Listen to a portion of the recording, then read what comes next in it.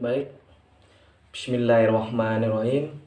Puji syukur kehadirat Allah yang telah memberikan kesehatan jasmani dan rohani, sehingga kita masih tetap bisa menikmati indahnya alam ciptaannya. Serta selawat dan salam semoga senantiasa tercurahkan kepada teladan kita, baginda Nabi Muhammad SAW, yang telah menunjukkan kepada kita jalan yang lurus berupa ajaran agama yang sempurna dan menjadi rahmat bagi seluruh alam. Amin amin ya rabbal alamin. Baik, perkenalkan nama saya Furqon Zainul Muttaqin dengan NIM 2020 G1D 007 dari kelas A Prodi Ekonomi Syariah Fakultas Agama Islam Universitas Muhammadiyah Mataram. Baik, pada kesempatan kali ini saya akan menjelaskan atau memaparkan materi tentang ekonomi pembangunan syariah dan tujuan pembangunan ekonomi Islam. Baik, kita masuk ke materi yang pertama, pengertian ekonomi pembangunan.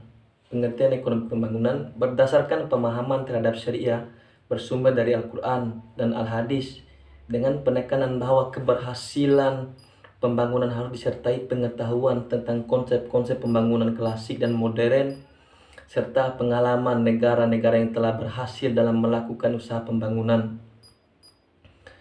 Pembangunan dalam pemikiran Islam bermula dari kata imarah atau takmir, sebagaimana isyarat dalam Quran Surat Al-Hud ayat 61 yang artinya, Dia Allah yang telah menciptakan kamu dari bumi atau tanah dan meminta kamu untuk memakmurkannya, dihubungkan dengan penciptaan manusia sebagai khalifah di bumi. Quran Surat Al-Baqarah ayat 30 dan artinya dan ketika Tuhanmu berfirman kepada para malaikat, sesungguhnya aku menjadikan khalifah di muka bumi, yakni manusia yang ditugaskan untuk melakukan pembangunan sehingga tercipta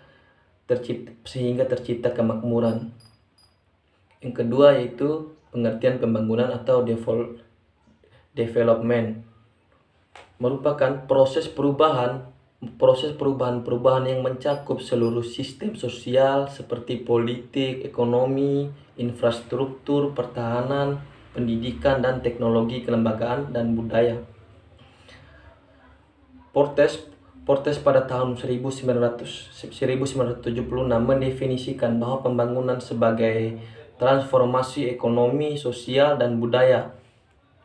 Pembangunan adalah proses perubahan yang direncanakan untuk memperbaiki berbagai aspek kehidupan masyarakat. Sedangkan menurut Nurholis Majid mendefinisikan bahwa pembangunan merupakan pemenuhan fungsi kekhalifahan manusia ini di bumi yang akan dipertanggungjawabkannya nanti di hadapan Allah Subhanahu wa taala. Penjabaran pemenuhan fungsi kekhalifahan ini sangat penting, artinya agar manusia mengerti benar caranya berperan. Yang kedua yaitu tujuan pembangunan ekonomi Islam. Jadi Qusy Ahmad merumuskan bahwa tujuan kebijakan pembangunan dan target lebih spesifik untuk tujuan pembangunan yaitu yang pertama, pembangunan sumber daya insani. Maksud dari pembangunan sumber daya insani ini yang merupakan tujuan pertama dari kebijakan pembangunan. Dengan demikian harus diupayakan membangkitkan sikap dan apresiasi yang benar, pengembangan watak dan kepribadian, pendidikan dan latihannya menghasilkan keterampilan, pengembangan ilmu dan riset, serta peningkatan partisipasi. Yang kedua yaitu perluasan produksi yang bermanfaat. Tujuan utamanya adalah meningkatkan jumlah produksi yang tepat. Produksi yang dimaksud bukan hanya sesuatu yang dapat dibeli orang kaya saja, namun juga bermanfaat bagi kepentingan umat manusia secara keseluruhan.